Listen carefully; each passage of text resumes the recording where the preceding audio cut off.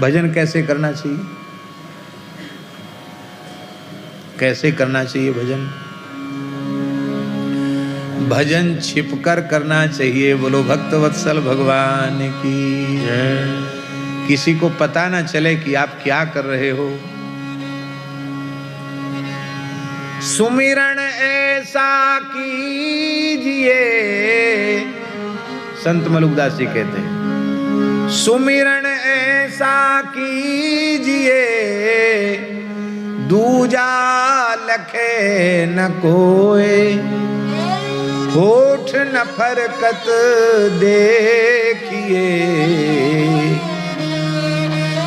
प्रेम राखिए गोय। जो तेरे घट प्रेम है तो कही कही काहि जनाव, अंतर्यामी जानी है अंतर्गत को भाव। दुनिया को दिखाने से कोई प्रयोजन नहीं है, भजन छिपकर करना चाहिए। पता ही नहीं चले कि आप क्या करते हो। धन तब तक सुरक्षित है जब तक उस धन की किसी को जानकारी नहीं है, और जानकारी होने के बाद बाहर के चोर तो पीछे लगे, है सके बुद्धि बिगड़ जाए तो घरवाली चुरा के धर ले कोई चीज, धीरे से नजर बचा के रख ले। हो सकता है पुत्र ही कुछ इधर उधर करके रख ले।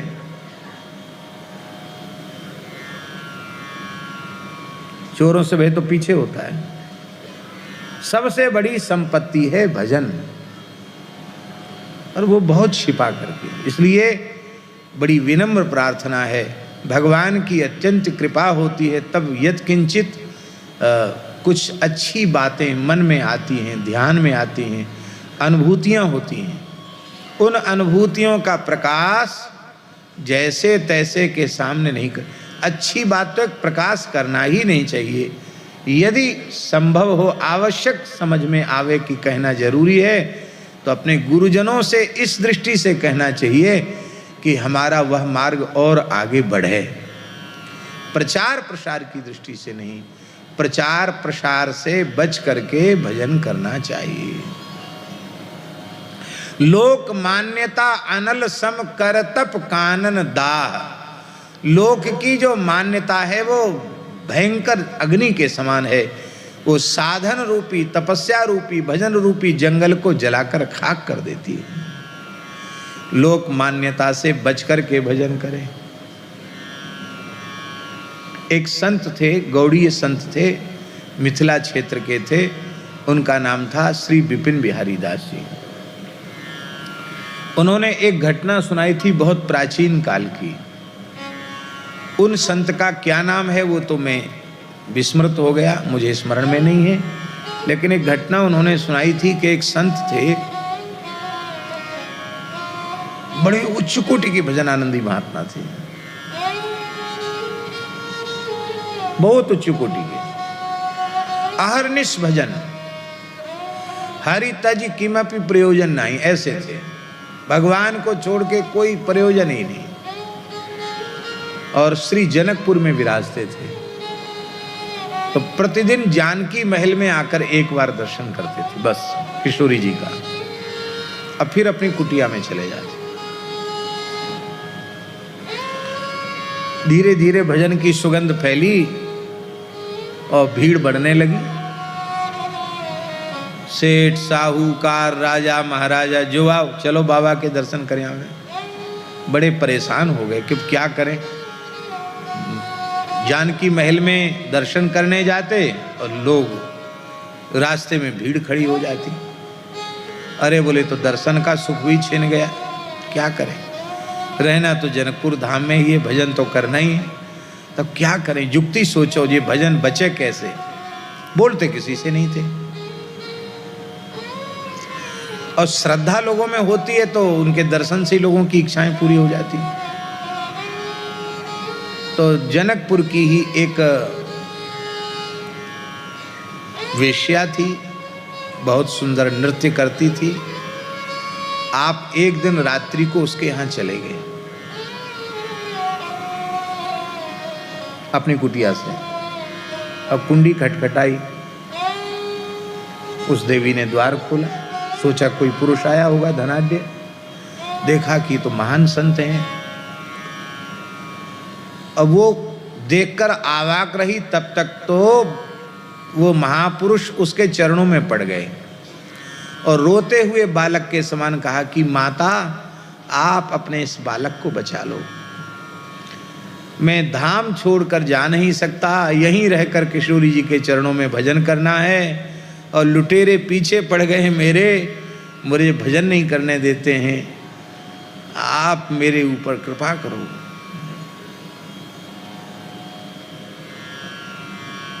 उसने कहा क्या कृपा करें महाराज, बताओ।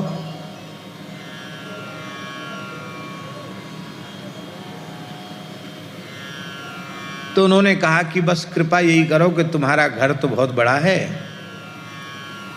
बगीचे में ही एक कुटिया है, उसी में हम रह जाएंगे और दर्शन करने जाएंगे हम, और हमको एक नई वेशभूषा हमको दे दो। बोला बिल्कुल ठीक है, हमारे बारे में किसी से कुछ बोलना नहीं, बस हमारा आपका इतना ही संवाद बहुत है, अब ना हमें तुमसे लेना देना और ना अब तुमको हमसे कुछ लेना देना, बस हम पड़े रहें कोने में, हमको भजन करने देना। बोला ठीक है। तो नाई को बुला करके उन्होंने ये दाढ़ी कटा दी, बढ़िया सुंदर ऐसे गुच्छादार मूछ रख ली और बढ़िया पाग बांध के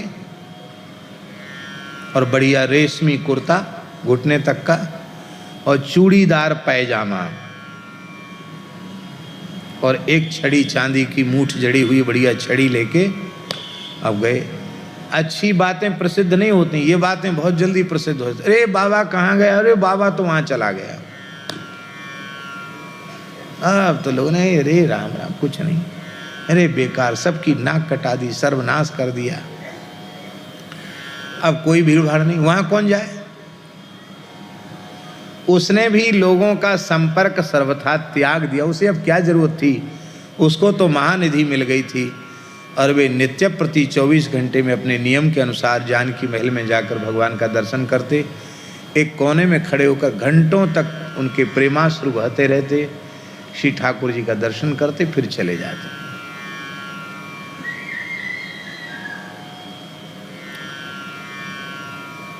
अब लोगों की भीड़ तो बिल्कुल बंद हो गई, दर्शन का नियम उनका नहीं छूटा। धीरे धीरे चर्चा भी लोगों में बंद हो गई, उपेक्षा जैसी कर दी। एक समय उन संत का भजन करते करते भगवत धाम प्रयाण हो गया।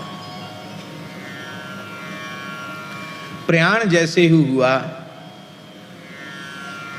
तो उस समय के जो महाराज थे जानकी महल के, उन्होंने देखा कि अकस्मात ठाकुर जी का दीपक बुझ गया। तो ये एक संकेत अच्छा नहीं था, दीपक कैसे ठाकुर जी का बुझा। तुरंत जाए, शांति करवाई, दीपक प्रज्वलित किया। तो पुनः दीपक प्रज्वलित किया तो क्या देखा कि सरकार के नेत्रों से अश्रुधार बह रही है। अरे ये विग्रहों का रोना भी ठीक नहीं है, ये अश्रुधार क्यों बह रही है। बड़े विकल हो गए, ठाकुर जी का पर्दा किया, अनवसर किया। अच्छे महापुरुष थे वे भी, उन्होंने रोकर प्रार्थना की, प्रभु समझ में नहीं आ रहा ये क्या हो गया है। तो ठाकुर जी ने, श्री जी ने रोते हुए कहा कि एक मेरा प्राण प्यारा भक्त मेरे नित्य धाम में, नित्य महल में प्रविष्ट हो गया, पर ऐसा अब संत जिसने भजन को ही अपनी पूंजी माना हो, भजन को ही जीवन का सर्वस्व माना हो, अब तक ऐसा न हुआ, न आगे ऐसा दूसरा होने वाला है। तो अब उन संत का रोज हमें दर्शन नहीं होगा, उनके वियोग में हम रो रहे हैं और मानो संत रूपी दीपक ही अब बुझ गया। तब फिर महंत जी महाराज ने उनका संस्कार किया। ओ गाजे बाजे से सारा जनकपुर एकत्रित हो गया। अरे ऐसे संत तो पहले जो लुप्त हो गए थे, मरने के बाद फिर से प्रकाश उनका हुआ और उनका उत्सव मनाया गया। ऐसा हमें इतिहास संत श्री विपिन बिहारी दास जी ने सुनाया था। नाम भी बताया था, रामानंद संप्रदाय के ही कोई संत थे, रसिक परंपरा के संत थे, सखी भाव की उपासना वाले संत थे। भजन संपत्ति है, यह पूंजी है, इसको छिपा करके रखो, पता न चले क्या कर रहे हो। बाबा जी तो लुट जाते हैं, करते कुछ है नहीं, लुटते ही रहते हैं। क्यों? अब हमारी वेशभूषा को देख के भोले भाले लोग समझते हैं पता नहीं ये तो 24 घंटे माला ही फेरते होंगे, पर हमें पता हम क्या करते हैं। ये तो भगवान की बड़ी करुणा है कि अपने गुणगान का सौभाग्य भगवान ने दे रखा है, नहीं तो ये समय भी नष्ट ही हो जाए। हम एकदम सत्य कह रहे हैं, इसमें कोई कपट और छिपाव दुराव की बात नहीं है। हम अनुभव करते हैं अपने में कि हम 24 घंटे में छटाक भर सूखा आटा भी फाँक सकें, इतना भी भजन हमारा नहीं है। भजन के नाम पर, साधन के नाम पर कुछ नहीं है, शून्य से भी शून्य है। गीता जी के श्लोक का हम चिंतन करते हैं कई बार, अनन्यास चिंतयन्तो माम ये जनाः पर्युपासते तेषां नित्याभियुक्तानां योगक्षेमं वहाम्यहम्। इसका अर्थ है जो अनन्य भाव से मेरा चिंतन करते हैं, मेरी उपासना करते हैं अनन्य भाव से, मैं उनके योगक्षेम का वहन करता हूँ। तो ना तो हम अनन्य भाव से चिंतन कर पाते हैं, ना हम भगवान की उपासना कर पाते हैं। तो श्लोक के 3 चरण तो अनुभव में नहीं आते जीवन में, लेकिन आखिरी चरण अनुभव में आता है हमेशा, योगक्षेमम वहाम्यहम्। योगक्षेम का ठाकुर जी बहन करते हैं, किसी लायक नहीं है, ठाकुर जी योगक्षेम का बहन करते हैं। माई मेरे श्याम